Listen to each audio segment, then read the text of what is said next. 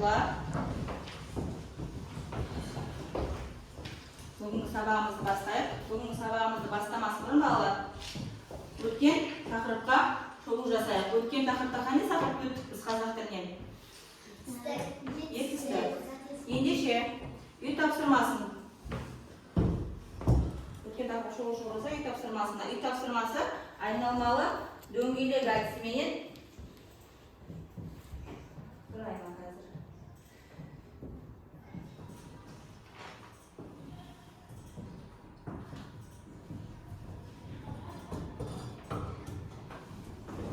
Қолымызды көтеріп жауап беремін, жарай ма? Мен үй тапсырмасынан сұрақтар қоямын.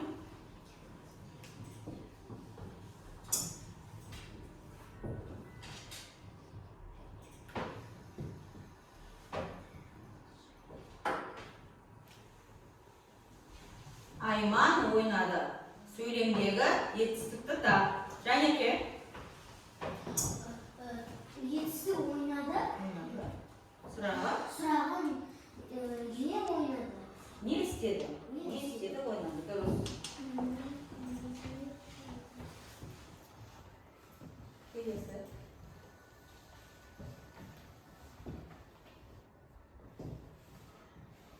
Ата сөзін үш жақта тәуелде. Тоғжан. Менің атам, сенің атаң, сіздің атаңыз, оның атасы. Біздің атамыз, сендердің аталарыңыз, сіздің атаңыз, олардың аталарыңыз, сіздердің аталарыңыз, олардың аталары. Дұрыс. Келесі.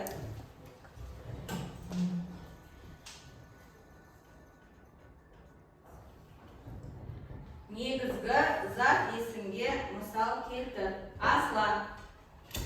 Негізгі зат есімге мысал келтіреміз. Ана, бала, кесте, көз. Жарайсың.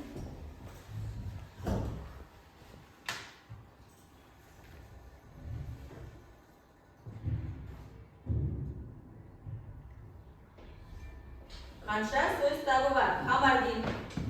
400. Зат есім, сын есім, сан есім, етістік.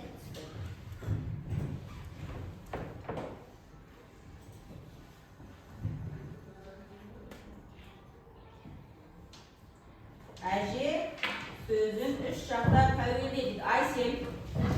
Менің әжем, сенің әжем, сіздердің әжелеріңіз, оның әжесі, біздің әжеміз, сендердің әжелерің, сіздердің әжелеріңіз, олардың әжелері. Жарайсың, дұрыс.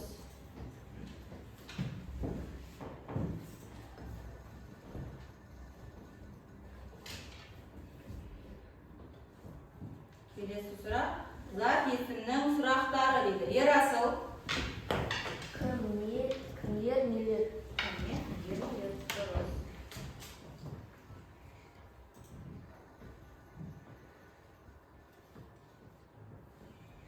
Келесі. Жаңағы зат есімнің сұрақтарын айтып берген. Зат есім дегеніміз не? Оған жауап береді ер зат. Зат есім заттың атын білдіреді. Заттың атын білдіреді. Дұрыс.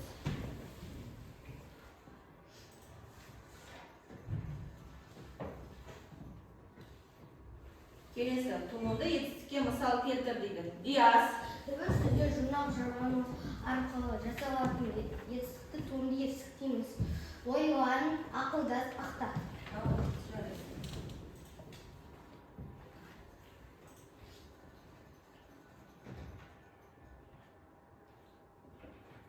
Келесі. Етістік қаншаға бөлінеді? Әнжу. Етістік екіге бөлінеді. Қанш. Негізгі етістік және туынды етістік.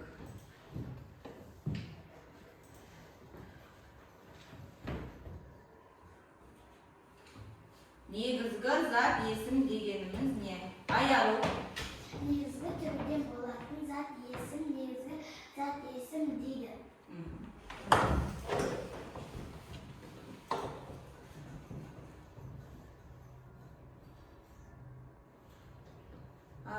Етістік дегеніміз не? Дәулет. Етістік дегеніміз заттың іс-әрекетін білдіреді. Естудің не қылды қайтты деген сұраққа жауап береді.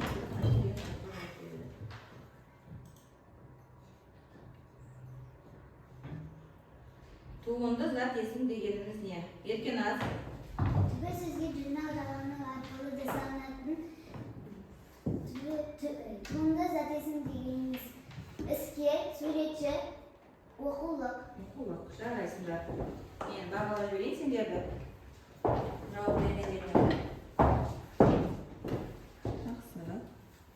Жақсы. Керемет. Керемет. Керемет. Жақсы. Керемет. Керемет. Жақсы. Жарайсыңдар балалар. Енді келесі.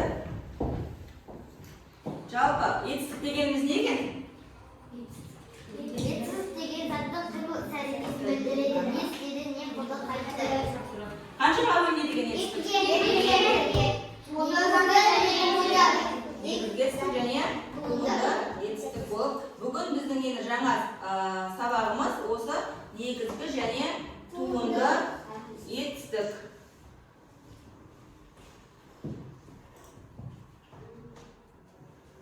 Тақырыбымыз негізгі және туынды етістік. Сабақ мақсатымен таныстырып өтейін. Сөйлемнен сөз таптарын табу және негізгі туынды зат есім сын есім етістікті анықтау. Келесі жаңа сабаққа көшпес бұрын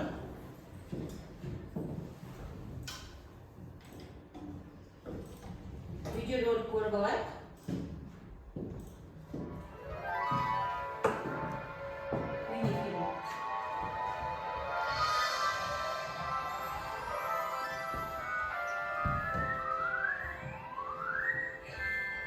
Мұқият көреміз. Қазір осыған байланысты тапсырмалар орындаймыз.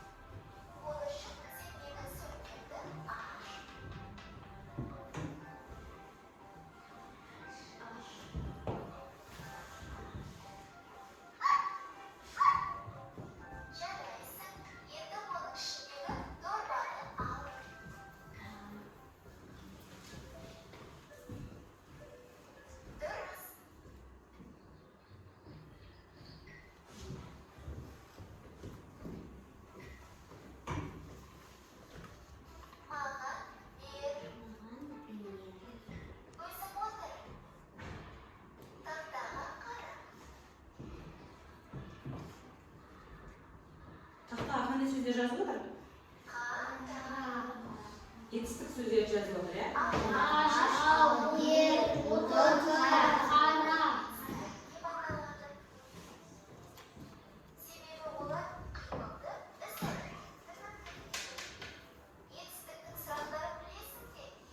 Білеміз бе? Қандай? Не істеді, не қылды, қайтты.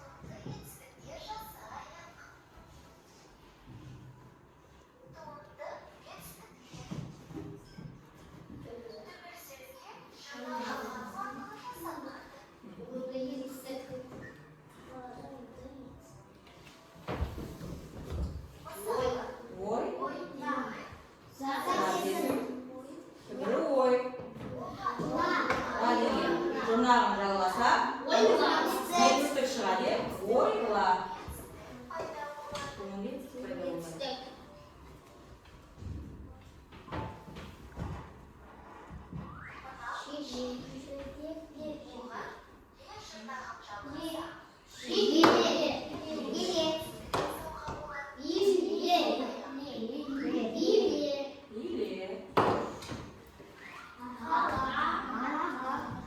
Ва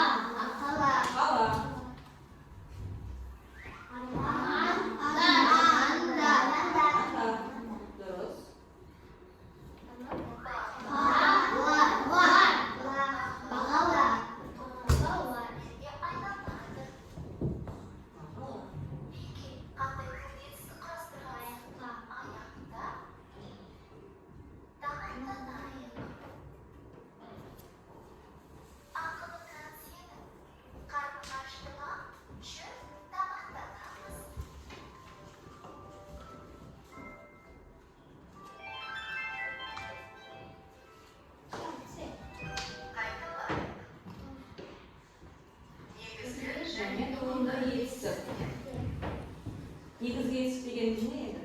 Кім біледі? Ол екіге бөлінеді. Негізгі етістіктер осы. Ал, бер, отыр, қара. Сұрағы не істеді? Мынау жасалған етістіктері туынды етістіктері. Шеге, билер, атала, армандар, бағала. Жарайсыңдар балалар. Енді астындағы тапсырмаларын орындайық. Бізге тест берілген. Бейнефильмде көрген жауап береміз деді. Бейнефильм не туралы? Дұрыс.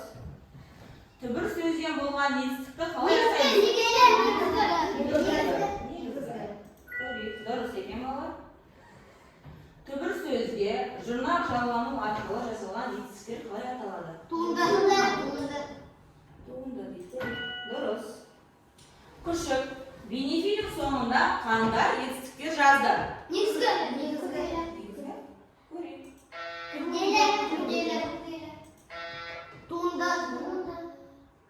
Негізгі етістік көрсетіңіз дейді. Айту, айқайлау, әңгімелеу, мазмұндау.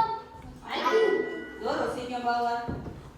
Негізгі етістікті көрсетіңіз. Көркемдеу, бейнелеу, өрнектеу. Дейді көрейік. Дұрыс екен. Негізгі етістікті көрсетіңіз. Шақыру, жарнамалау, хабарлау, жоспарлау. Дұрыс екен. Туынды етістікті көрсетіңіз. Дұрыс. Туынды етістікті көрсетіңіз. Тазала, күрт. Дұрыс. Соңғы сұрақ. Туынды етістікті көрсетіңіз. Дұрыс. Қазір 10 сұрақтың 9-на дұрыс жауап бердіңдер. Келесі тапсырма. Дұрыс емес деп аталады. Етістіктің сұрақтары кім не? Дұрыс емес. Түбір сөзден болған етістіктерді негізгі етістіктер дейміз. Дұрыс. Түбір сөзге жұрнақ жалғану арқылы жасалған етістіктер туынды етістіктер. Арманда, бағала, ойла, туынды етістіктер. Тамақтан, ойна, негізгі етістіктер.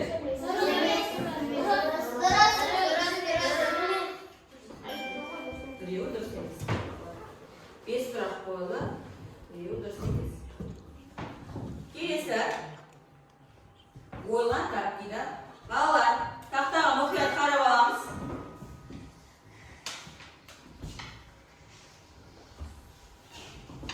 Көріп алыс па?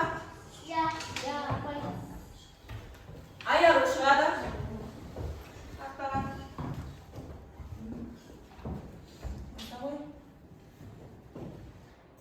Түбір сөзбен туынды сөзді табу керек. Дұрыс. Нүкте. Хабар дейік.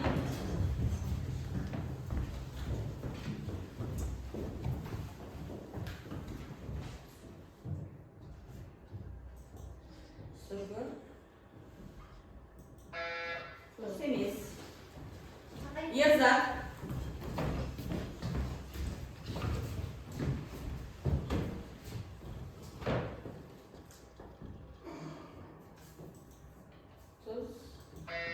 Дұрыс емес. Айсел.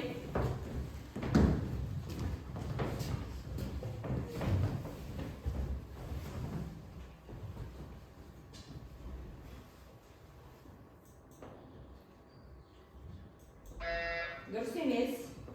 Диас.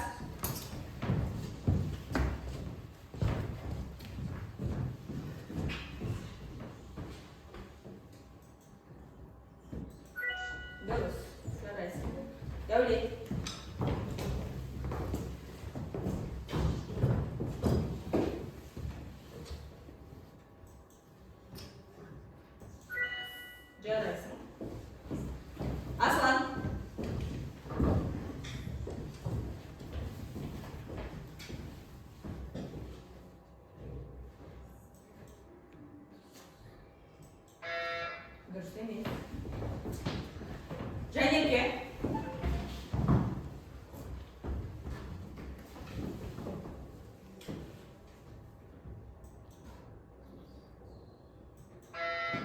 емес. Інжу.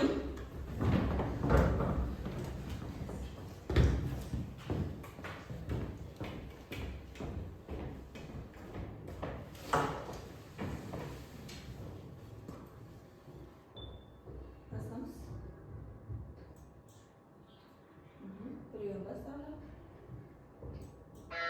Дұрыс емес. Ерасыл. Жылдам жинақталайық, бала.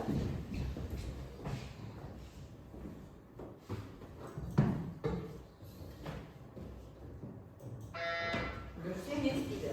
Тоғжан.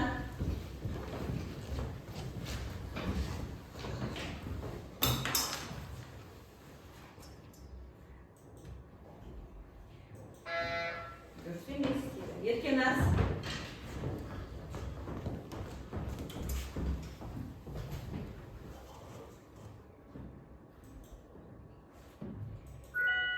Жарайсың. Айсел.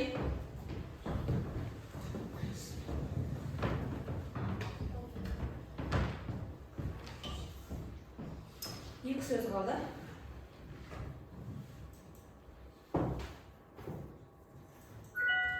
Дұрыс. Соңғысына аяқ келді.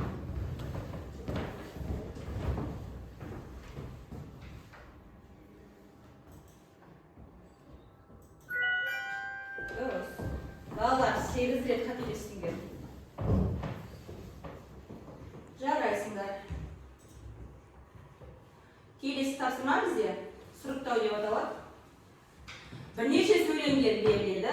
Егер сөйлемнің етістігі негізді болса, қызыл жәшікке саламыз. Туынды болса, көк қорапқа саламыз. Ал бастаймын. Ағаштардың гүлдеуі. Қызыл жәшік па, қызыл қорап па?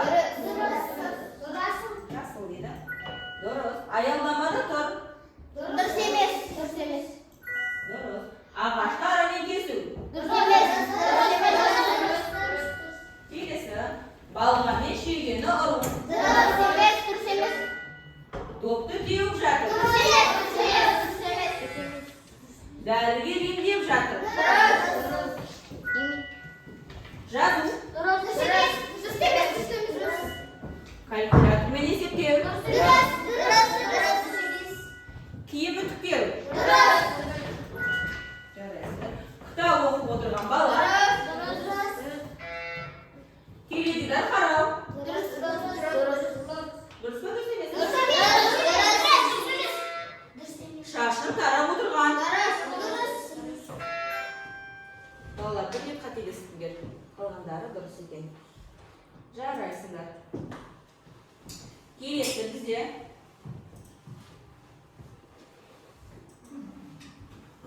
етістіктер жаңа айттық. Негізгі және туынды етістіктер болып екіге бөлінеді.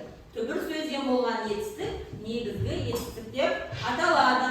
Мысалы, айт, жаз, кет, түс. Түбір сөзге жұрнақ жалғану арқылы жасалған етістік туынды етістік деп аталады.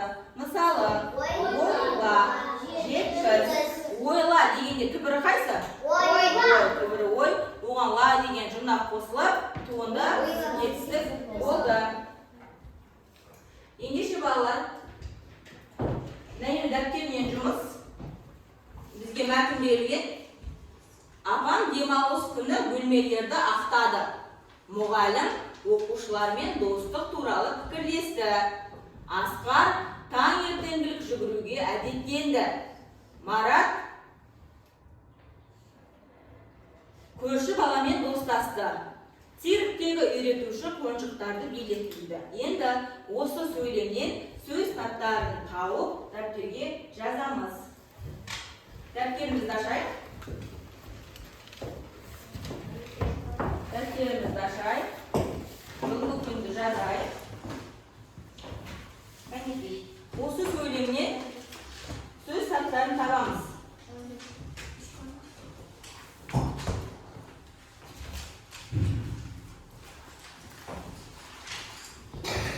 Мысалға бірінші сөйлемде апам демалыс күні бөлмелерді ақтады.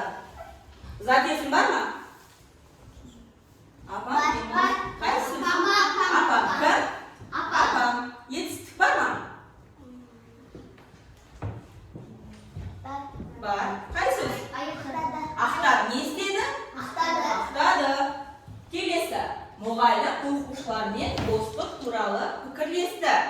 Зат есім бар ма? Мұғалім. Мұғалім. Кім? Мұғалім. Енді етістік бар ма? Бар. Қай сөз? Бірлесті. Бірлесті. Не істеді? Бірлесті. Асқар таңертеңгілік жүгіруге әдеттенді. Зат есім? Асқар. Кім? Асқар. Етістік? Жүгіруге. Жоқ. Әдеттенді. Не істеді? Әдеттенді. Марат көрші баламен достасты. Зат есім Марат. Зат есім Марат. Етістік? Не істеді? Достасты. Не істеді? Достасты. Келесі. Цирктегі үйретуші қонжықтарды билетті. Қонжықтар. Жоқ. Билетті. Цирк. Билет етістік? Билетті. Не істеді? Билетті. Билетті. Кім билетті? Цирктегі үйретуші. Үйретуші билетті. Зат есім? Үйретуші болады. Солай жазыпсыздық па асылар?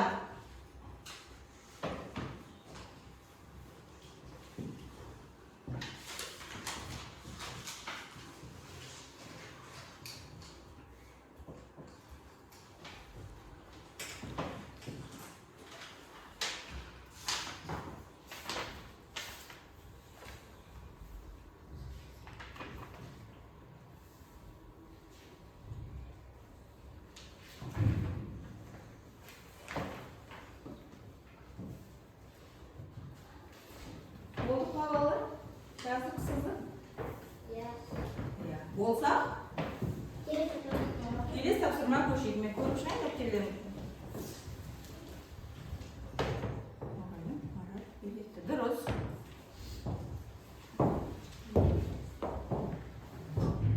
Не істеді? Ақтады. Апам зат есім? Дұрыс. Асылан. Үйретуші кім? Үйретуші зат есім болады. Нечу? Қана, ашықшы. Не істеді? Не істеді? Ақтады. Дұрыс. Дұрыс. Ендеше балалар, келесі тапсырмаға көшейік. Бізде кім жылдам ойына? Бұл топпен ойналады. Бізде мына жерде балалар француздар қоян берілген. Қоянның көптеген сәбіздері бар екен. Қоян сол сәбіздерді екі себетке салып жинау керек. Енді негізгі етістік тобы. Кім сұраққа тез жауап беріп, кім жәшікті толтырады? Негізгі етістік көп толтырады екен, жоқ туынды етістік көп толтырады екен. Кімнің себеті сәбізге толса, сол топ жеңімпаз. Ендеше негізгі етістік тобынан бастайық. Дәулет келеді.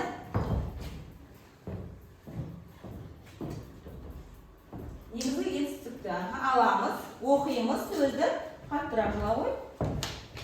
Оқимыз, оқушылар қарап өмірі қалай қараш? Оқиғын. Секір. Секір деген негізгі етістік па? Жоқ. Дұрыс. Негізгі етістік па? Саламыз. Жәшікке саламыз сәбіз. Негізгі етістік тобынан қоржынына бір сәбіз түсті. Келесі туынды етістік тобынан айару.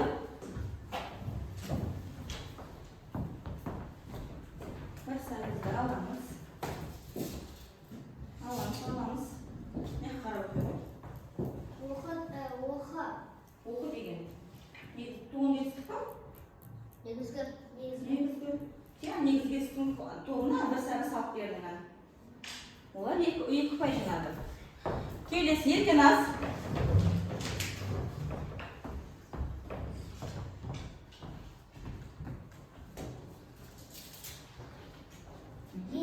Жина.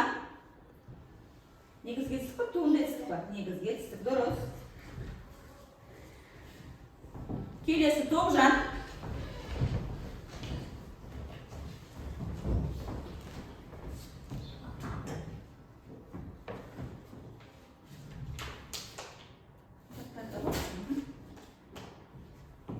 Оқимыз бірінші. Жинады. Негізгі ма, туынды ма? Туынды. Дұрыс. Келесі Айсел.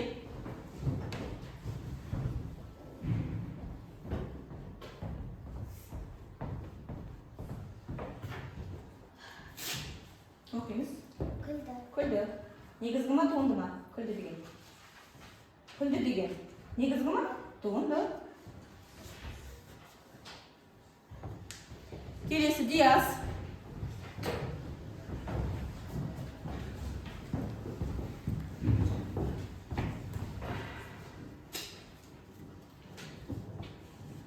Жатқалы. Тұр. Жатқалы. Тұр. Негізгі ма, туынды ма? Туынды.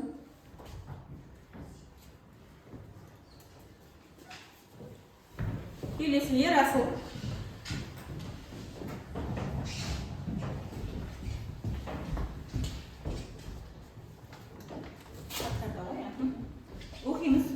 Оқимыз сөзі. Ал. Негізгі ма, туынды ма? Негізгі. Аламыз. Дұрыс. Келеді Аслан.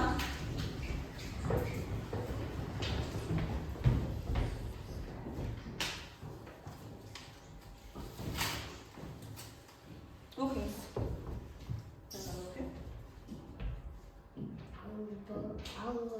Алдады. Негізгі ма, туынды ма? Туынды. Дұрыс. Келесі Дәулет.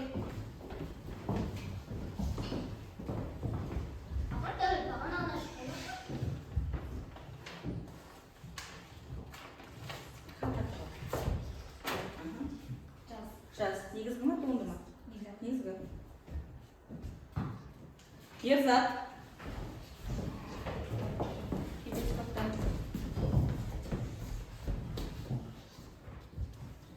Қаптан жауып. Окей? Шауып келе жатыр. Шауып келе жатыр. Туынды ма, негізгі ма? Негізгі. Шауып келе жатыр. Туынды. Ne Дұрыс. Жәнетке. Соңғы сәбіз жәнетке салады.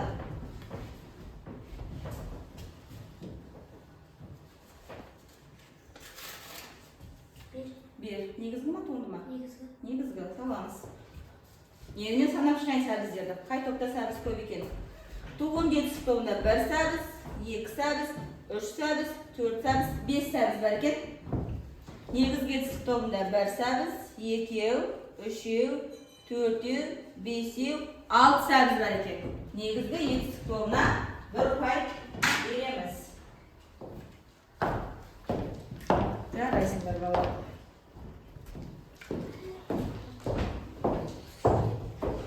Келесі бізде Негізгі туынды.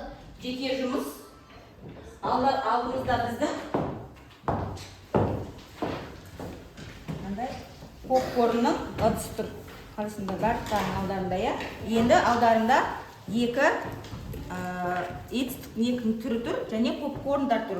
Осыларды негізгі және туындыларға бөліп жабыстырып шығамыз. Әр оқушы жеке орындаймыз. Негізгі етістікке жабыстырамыз, туынды етістікке жабыстырып шығамыз. Кәнеке, жылдам болайық.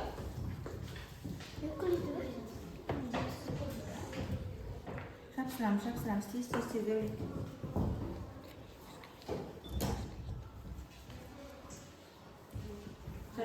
Жабыстырып болғандарымыз маған тізімдермен көріп шығайын. Бұның сабақты түсіндіңдер ме?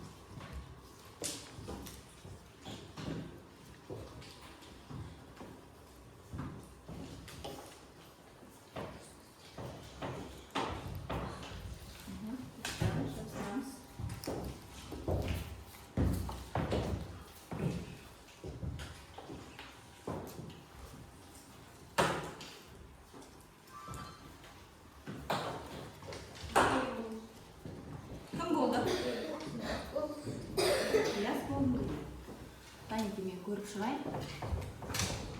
Негізгі жетістік. Біреу, дұрыс, екеу дұрыс, үшеу дұрыс, үшеу дұрыс. Мықты. Айт деген сөз. Туынды ма? Неге? Туындыға жастық қойсын.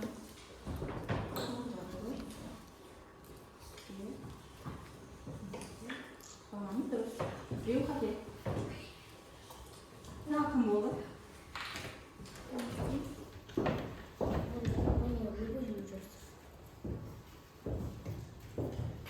Жақсы, yes.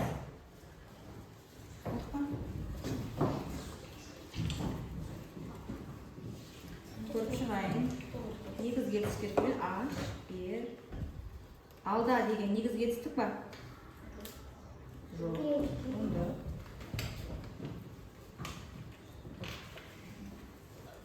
Қалғаны дұрыс.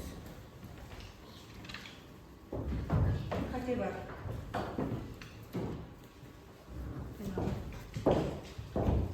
Жақсы. Тағы кім болды?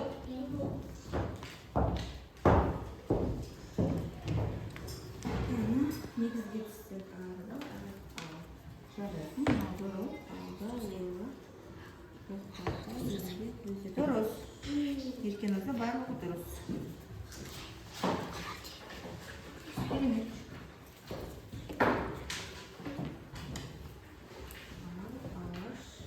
Сөйле. Негізгі жетістік пе, Айсел? Бірі сөз емес па?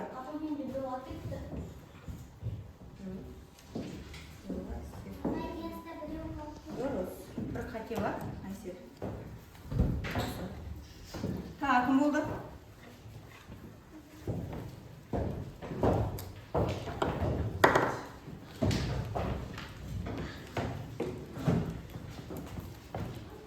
Болды па? Содан да таяқ бала.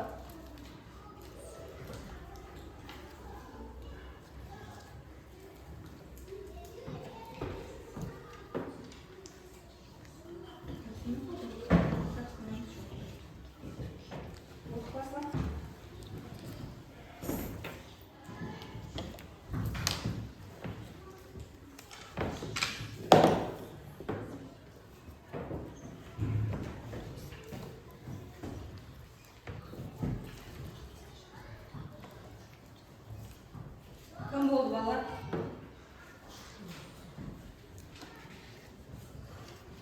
Оқпасы. Аслан болды. Мен көріп шығайын Аслан.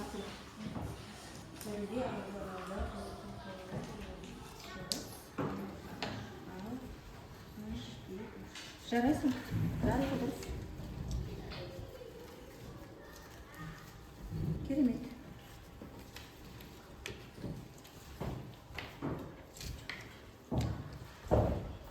Негізгі жетістіктер болдық па? Болдық па Дәулет? Дәулет болды.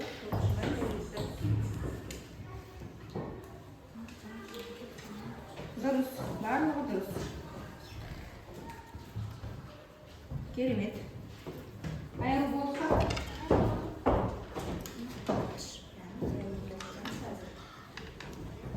Істе деген негізгі жетістік па? Бір қате бар. Аш деген туынды жетістік бар. Аш. Негізгі жетістік. Екі қате бар.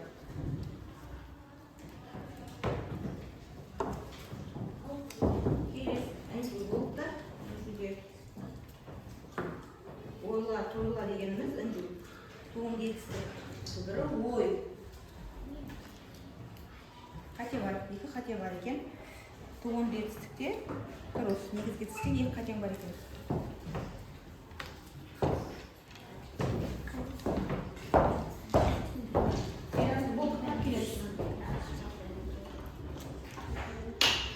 Балалар.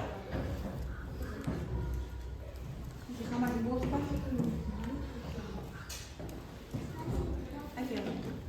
Жанерке болдым дейді, Жанеркені көрейік. Негізгі жетістігі. Жанерке, істе деген, көзде деген негізгі жетістік пе? Жоқ. Туынды жетістік. Түбірі іс. Қате бар екен. Қамардинге, қамардин емде деген негізгі етістік пе? Ойла деген, тойла деген. Де қате бар екен? Аз деген негізгі етістік болмай ма қамардин? Екі қате бар екен? Және ке, туынды етістігіміз дұрыс екен.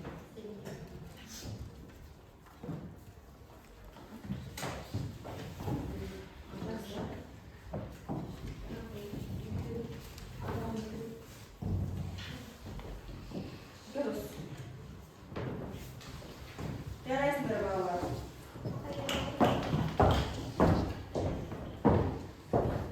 Әнекей? Қателер бар екен.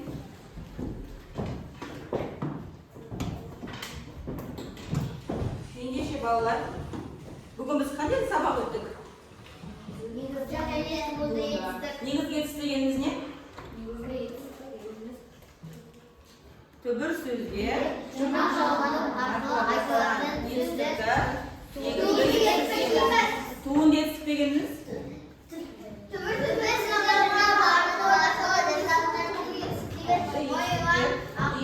Жарайсыңдар. Енді біздер бүгінгі сабаққа қорытындылау мақсатында алдарыңызда TikTok әдісіменен сабақты қорытындылаймыз балалар. Алдарында сендердің кері байланыс жазып, сабақты түсінбегенімізді сол нелерге жазып, TikTok немізге апарып ілеміз.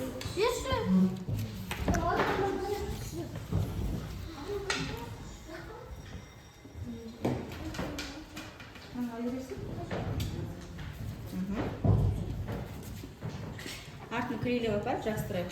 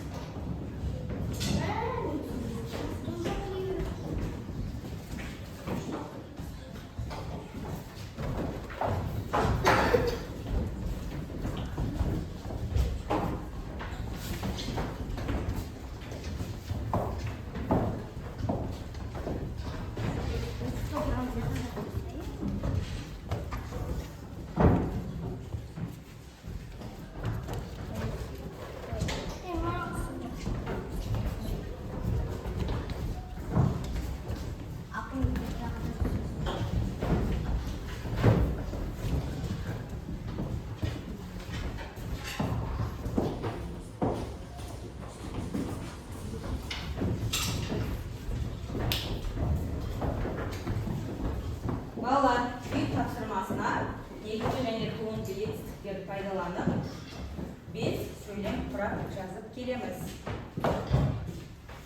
Ендеше балалар, бүгінгі сабағымыз осымен аяқталды. Келесі кездескенше сау саламат болыңдар.